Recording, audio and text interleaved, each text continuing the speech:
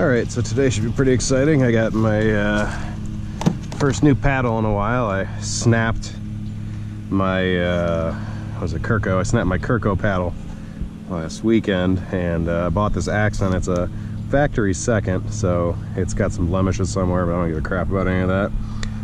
It's like a $220 paddle, I believe.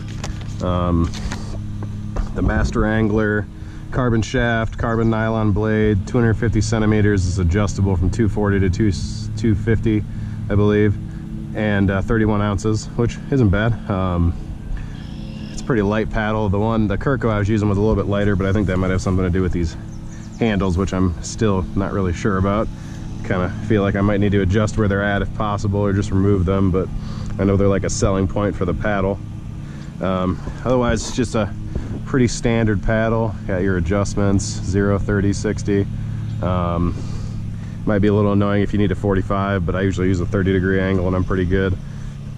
One thing I did note is this blade is a bit wider, a little bit different shape than my Werner. This was my original paddle, my OG paddle, when I first started kayak fishing, and it's held up through about 10 years of abuse. Obviously it's just a spare now because of that giant crack, but I would actually stick with Werner.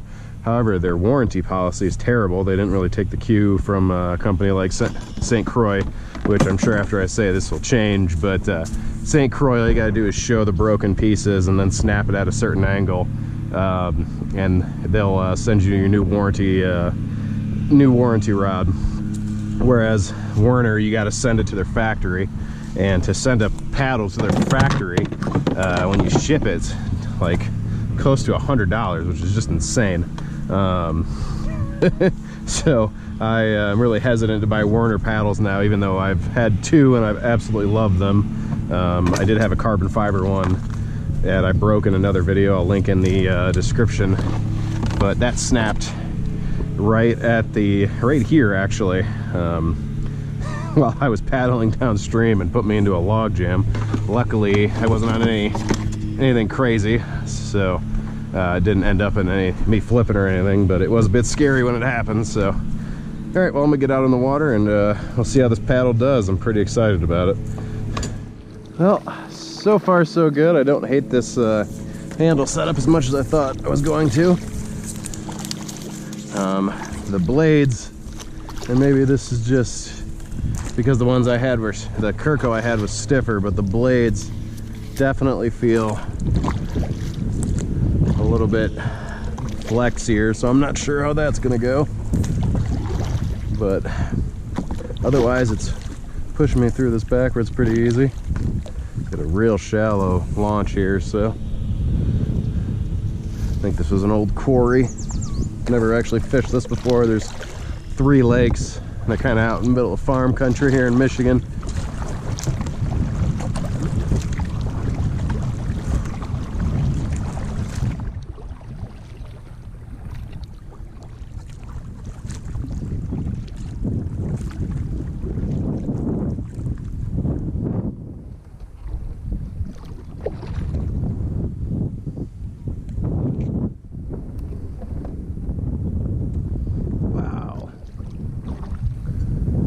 A lot of bluegills back here.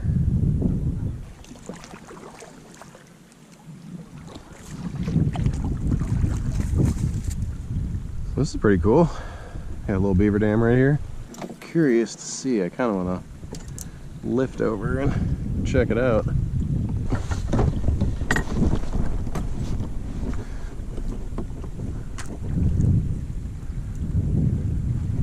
We're most of the way over. Not sure this is gonna pan out or not, but looked like fun, so that's what we're going with. Okay, this is definitely deep enough to hold fish.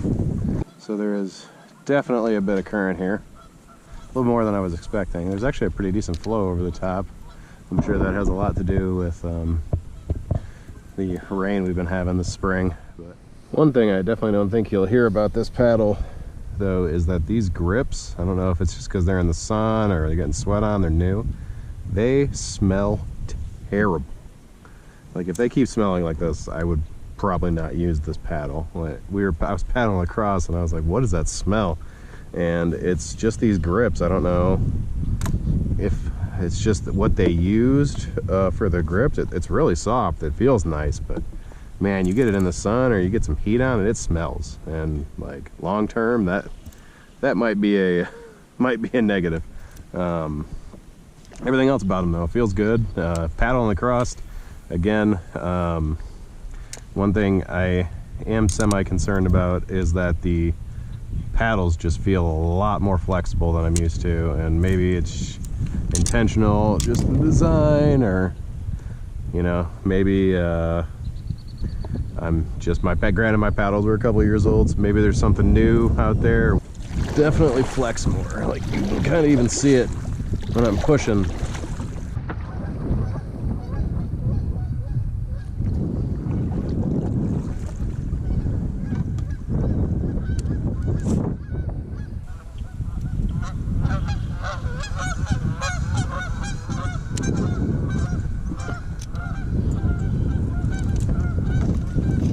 So I found a little calm water here, and I want to show you what I'm saying. I don't know if you'll be able to see it or not, but like when I push off, especially first push off, there's a slight flex in the paddle. And I don't know, maybe my other paddles did it and I just didn't notice it as much or what, but there is definitely a flex where it flexes back and then goes back into place about mid stroke. And it's a little concerning. I know I have a stronger stroke than most, but yeah, it pushes back noticeably. Well,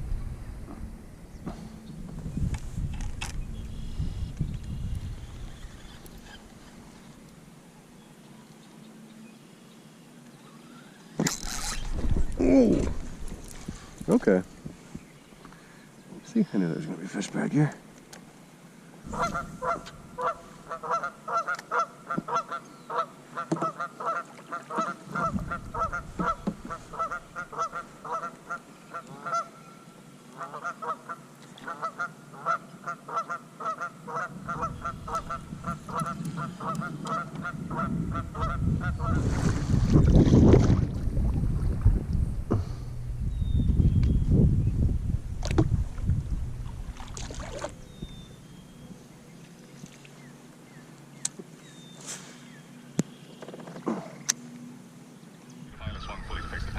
And shadow took their cue. The mutant horde was throwing itself at them with ever greater fervor than before. But the Tyler, oblivious to those who worship it, dismembered and... They continue to be small, but I continue to catch fish, so I think I'm gonna sit on top of this for a minute and cast into this, see if I can get any other fish.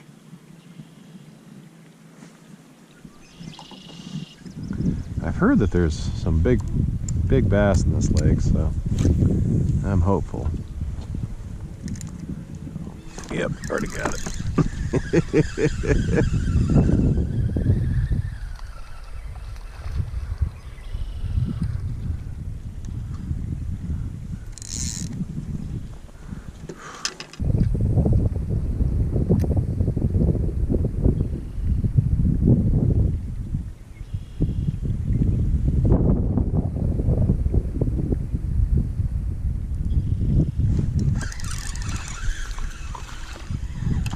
Okay, get a little bit bigger.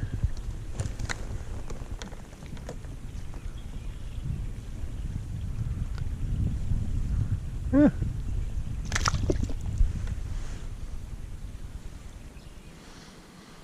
I'm not in a big hurry to move from here because there was a lot of bluegill sitting back here, and I saw a couple bass mixed in. Biggest one I think I saw was probably 15, but these undercut banks right here, I'm pretty sure excuse me, these undercut banks right here, I'm pretty sure go back a little ways, because those fish are trying to pull me into it every time.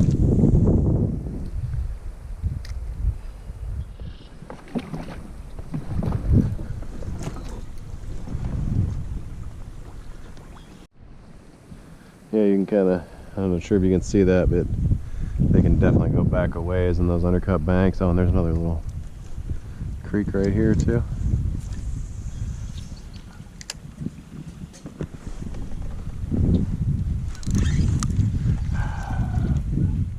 So what I really like to do when they're hitting this soft plastic jerk bait good is to actually have a throwback bait be a 4-inch Senko. I don't want to go with the same size bait. I've tried it before, it doesn't seem to work as well, but having a 4-inch as a throwback bait really kind of seems to set them off, especially if they, I mean, obviously if they feel the hook they're not coming back, but well, generally you can sometimes get them to, there we go, come back out for that 4-inch Senko. Right now they're really keying in on this 5-inch bait. I've got a couple on the smaller 4-inch bait, but this really seems to be where it's at the moment. Oh, there we go. Okay.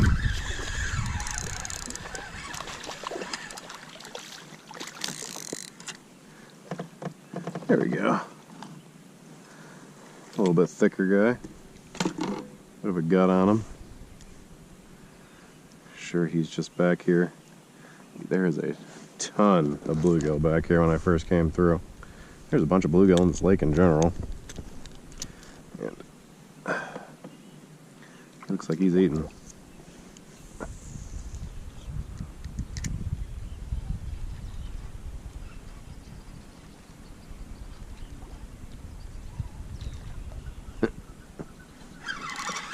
There we go. There's a long skinny one right there. Real skinny.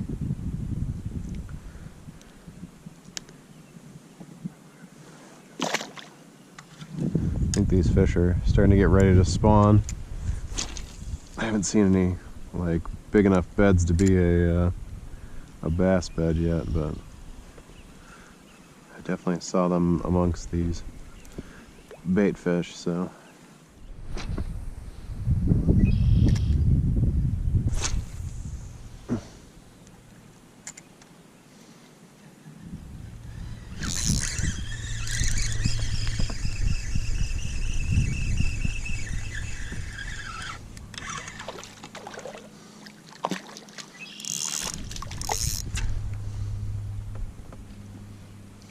Here we go.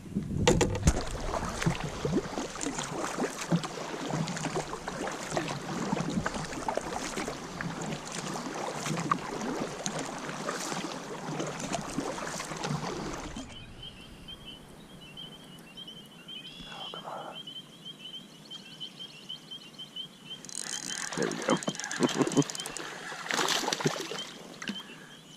Okay, finally. I saw him come up behind it. He was just very slightly following it, waiting for it to kill, I think. I had to let it sit for a good little while, but that's the biggest one of the day. Final thoughts of the paddle. Pretty much coming to the end of the day here so far. I like it. The rubber on the on the grips smells. It's not doing it now, but when it was in heat, it was definitely a little smelly. Hoping that goes away with time. The paddles, I'm a little bit worried. Like I said, they flex a lot. I mean, I know kayak paddles flex, but these flex way more than I was expecting. So longevity wise, I'm a little bit concerned with it, but it powered me back and forth across the lake real good. The real test is going to be on the river when excuse me, when I maybe hit it off some rocks or something like that, you know. Not on purpose, obviously, but it's just kind of something that happens when you're floating the river regularly. You're going to hit a rock occasionally, so we'll see about that. But on a lake like this, not too bad. Maybe I'll do a follow-up video if this gets enough interest on a river to see how it does there.